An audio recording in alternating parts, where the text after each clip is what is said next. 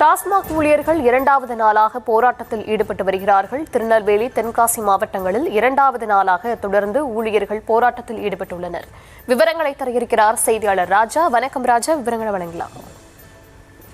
திருநெல்வேலி, தென்காசி மாவட்டங்களில் ஆய்வு என்ற பெயரில் நெருக்கடி கொடுத்து 18க்கும் மேற்பட்ட டாஸ்மாக் பணியாளர்கள் சஸ்பெண்ட் செய்யப்பட்டதை கண்டித்து டாஸ்மாக் ஊழியர்கள் இரண்டாவது நாளாக இன்று கடைகளை அடைத்து போராட்டத்தில் ஈடுபட்டுள்ளனர். கடை சாவிகளுடன் டாஸ்மாக் மண்டல மேலாளர் அலுவலக வளாகத்தில் பணியாளர்கள் குவிந்துள்ளதால் பெரும் பரபரப்பு ஏற்பட்டுள்ளது.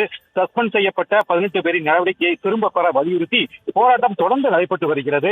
இதையடுத்து முதுநிலை மண்டல மேலாளர் கோட்டைக்குமார் தலைமையில் அதிகாரிகள் போராட்டத்தில் ஈடுபட்டுள்ள ஊழியர்களிடம் பேச்சுவார்த்தை நடத்தி போராட்டத்தை கைவிடுமாறும் வலியுறுத்தி வருகின்றனர். நேற்று டாஸ்மாக் கடைகளை அடைக்கப்பட்டுள்ளதால் மதுபான பிரியர்கள் தனியார் பார்கள் மற்றும் மணமகிழ் மன்றங்களில் குவிந்துள்ளனர். இதனால் பல இடங்களில் மதுபானங்கள் விரைவாக வெற்றி பெறுவதுடன் கூட்ட நெரிசலும் ஏற்பட்டது.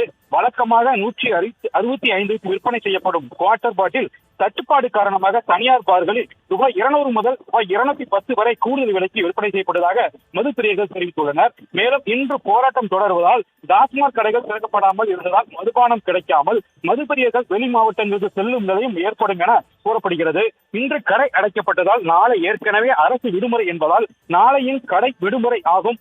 இதன் காரணமாக மது பிரியர்கள் எப்படியாவது ஸ்டாக் வாங்கிவிட வேண்டும் என்ற நிலையோடு அண்டை மாவட்ட டாஸ்மாக் கடைகளை நோக்கி படையெடுத்து வருகின்றனர்.